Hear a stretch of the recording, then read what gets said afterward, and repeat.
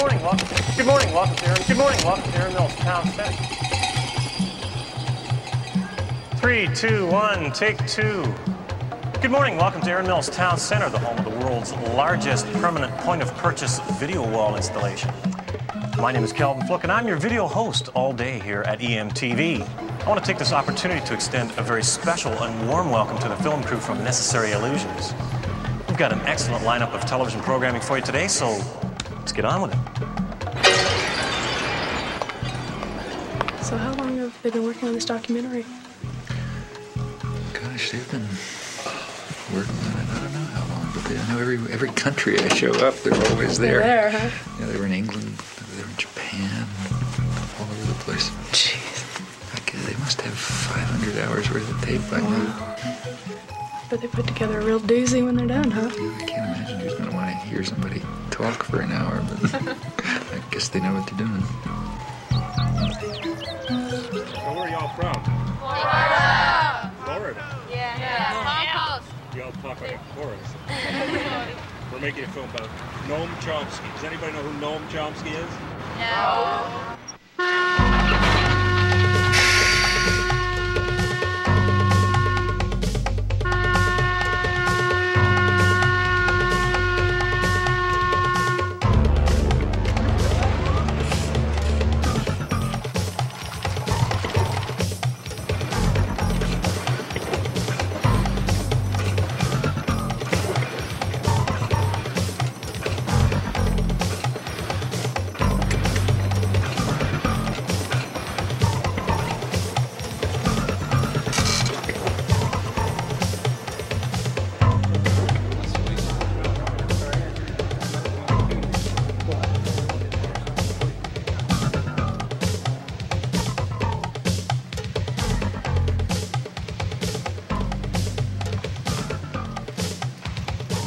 Good afternoon and welcome to Wyoming Talks. My guest today is well-known intellectual Noam Chomsky. Thank you for being on our program today. Very glad to be here. Well, I know probably the main purpose for your trip to Wyoming is to discuss thought control in a democratic society.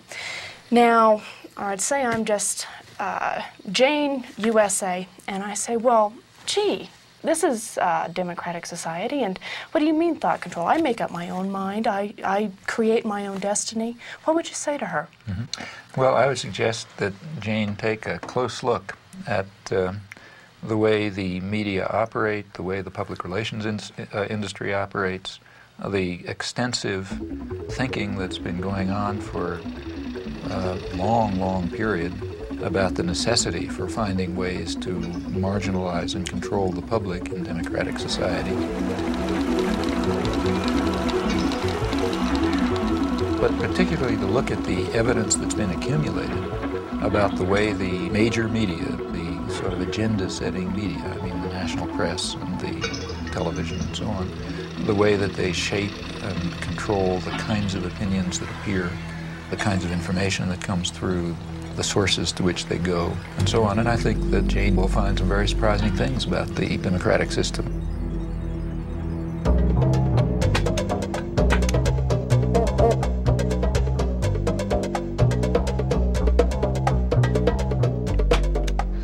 I'd like to welcome all of you to this lecture today. Several years ago, Professor Chomsky was described in the New York Times Book Review as follows: judged in terms of the power, range, novelty, and influence of his thought, Noam Chomsky is arguably the most important intellectual alive. Professor Noam Chomsky.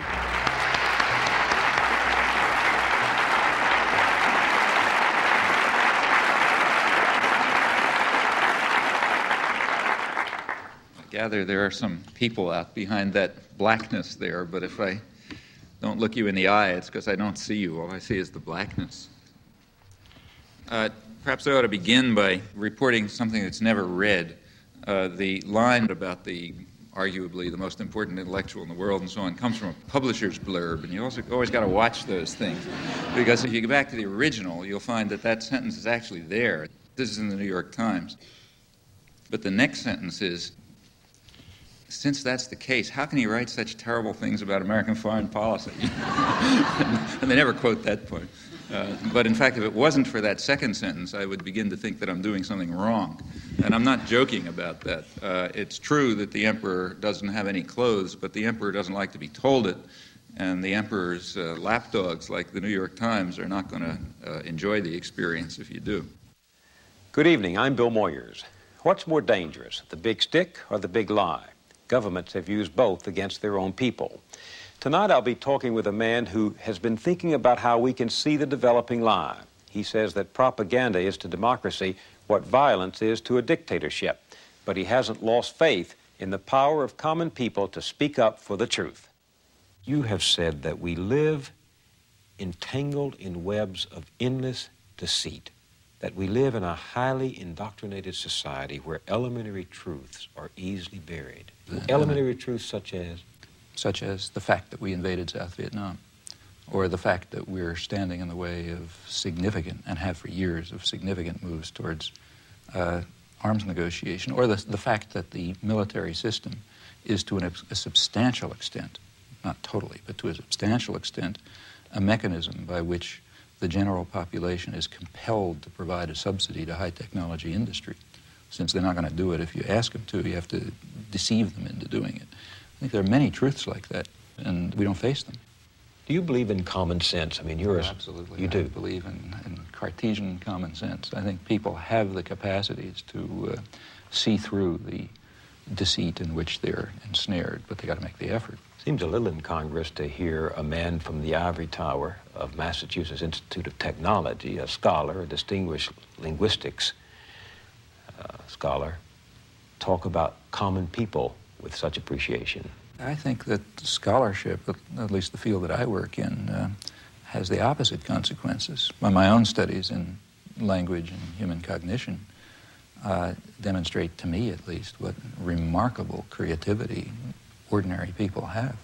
The very fact that people talk to one another is a reflection, just in the normal way, I don't mean anything particularly fancy, reflects deep-seated features of human creativity, which in fact separate human beings from any other biological system we know. Tonight, scientists talk to the animals, but are they talking back? The Journal with Barbara Frum and Mary Lou Finley. Communicating with animals is a serious scientific pursuit. This is Nim Chimpsky. Nim, jokingly named after the great linguist Noam Chomsky, was the great hope of animal communication in the 1970s. For 4 years, Petito and others coached him in sign language, but in the end, they decided it was a lost cause. Nim could ask for things, but not much more. I would have loved to have a conversation with Nim and understand how he looked at the universe. He failed to communicate that information to me. Now we gave him every opportunity. Noam Chomsky, theorist of language and political activist, has had an extraordinary career. I can think of none like it in recent American history, and few anywhere at any time. He has literally transformed the subject of linguistics. At the same time, he's become one of the most consistent critics of power politics in all its protean guises. Scholar and propagandist, his two careers apparently reinforce each other. In 1957, he published his Syntactic Structures, which began what has frequently been called the Chomskyan Revolution in Linguistics. Like a latter-day Copernicus, Chomsky proposed a radically new way of looking at the theory of grammar. Chomsky worked out the formal rules of a universal grammar which generated the specific rules of actual or natural languages. The general approach I'm taking seems to me rather simple-minded and unsophisticated, but nevertheless